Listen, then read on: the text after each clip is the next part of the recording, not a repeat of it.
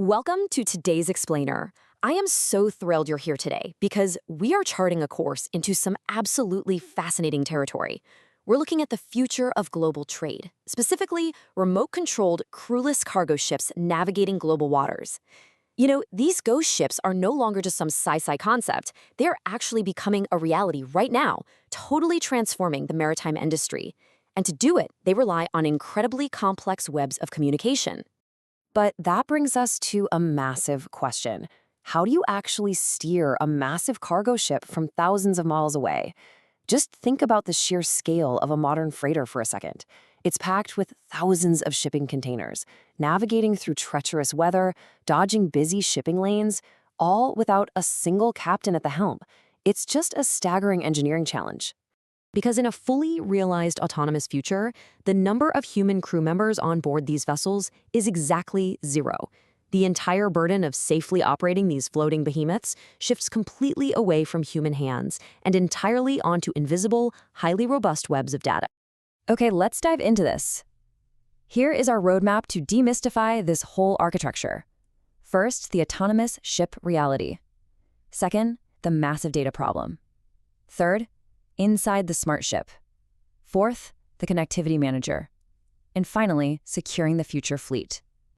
Section 1. The autonomous ship reality, from human crew to machine brains. So the maritime industry is right in the middle of this massive transition from traditional vessels to operations where machine brains and remote operators literally take the wheel.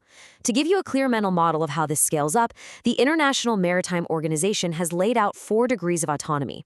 It starts at degree 1 with automated processes and decision support, so the crew is still right there on the ship. Degree 2 allows for remote control, but seafarers are still on board as a backup. Then we make the big leap to degree 3, remote control with 0 crew. And finally, we reach degree 4, where the ship's own operating system makes all the decisions completely independently. Section 2. The massive data problem, seeing through the sensors. Now that leap to degrees 3 and 4 brings us to a central conflict. To sail safely, these ghost ships have to replace human eyes and ears with an array of sensors. We're talking radars, HD cameras, infrared, and LiDAR. And this generates an impossible amount of data.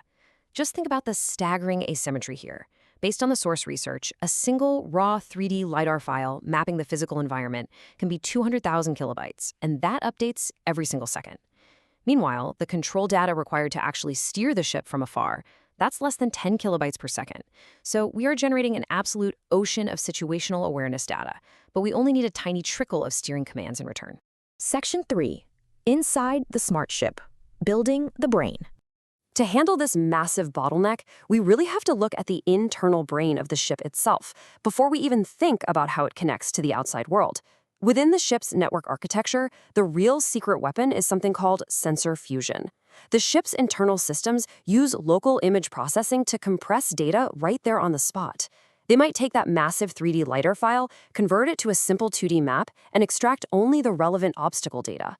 This locally shrinks those massive files down, so the ship gateway can efficiently send only the most absolutely essential situational awareness data to the remote operators. But there's a really distinct split in how this data travels. Inside the ship, the networks managing collision detection, dynamic positioning, and propulsion, they are predominantly hardwired. They require extreme, unshakable reliability, no exceptions.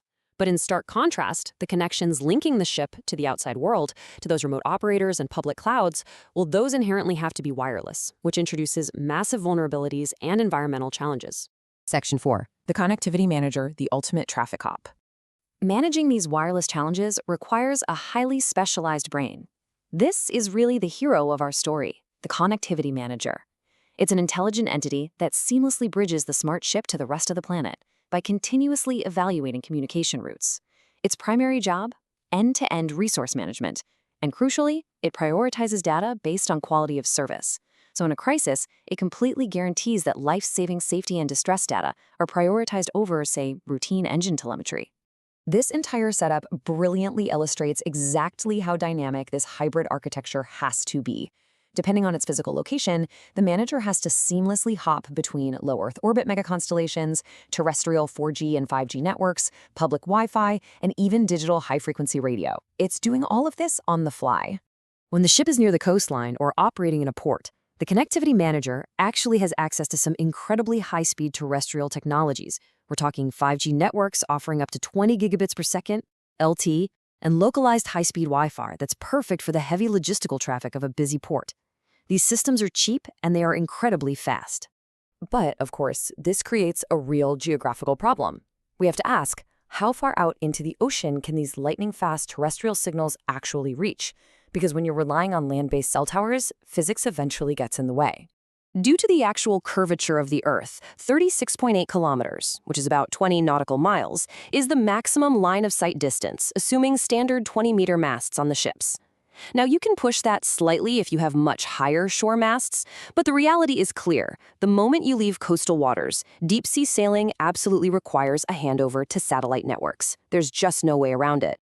Now, this switch between technologies is called a vertical handover. Think of it exactly like your smartphone. When you pull out of your driveway, your phone seamlessly drops your home Wi-Fi and connects to the 5G cell tower down the street, right?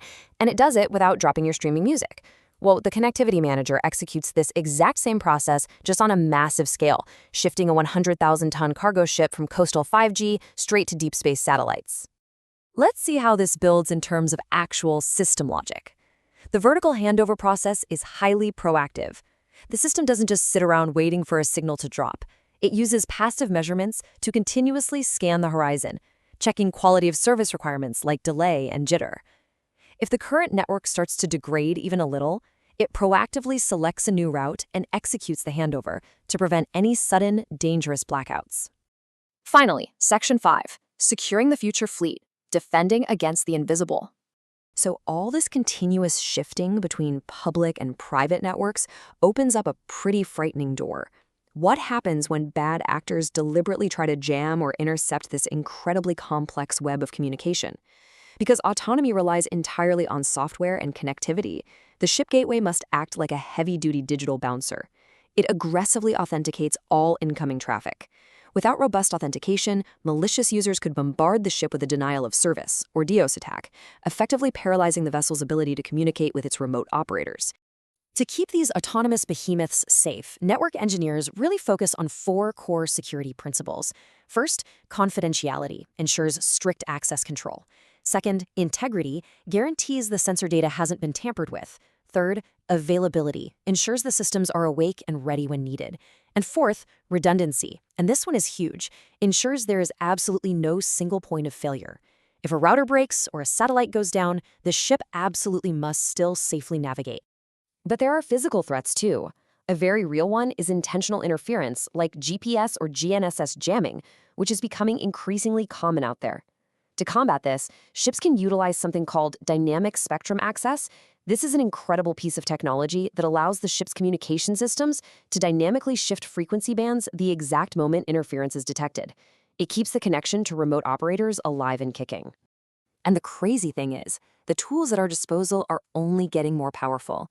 As the research notes, while we are currently just rolling out 5G, estimates for upcoming 6G systems over the next decade project staggering speeds of up to 1 terabyte per second. That kind of future bandwidth will fundamentally eliminate current data bottlenecks, allowing for real-time, ultra-high-definition teleassistance for those remote captains. It's going to be a real game changer. Which leaves us with this final thought. We are entering an era where ocean transport is dictated by invisible streams of data beamed from space and shore. So as hybrid 6G and satellite networks take over the oceans, how will the definition of maritime security have to evolve to protect our global supply chains? It's a brave new, hyper-connected world out there on the water. Thank you so much for joining me on this explainer today. Keep learning, and I'll catch you next time.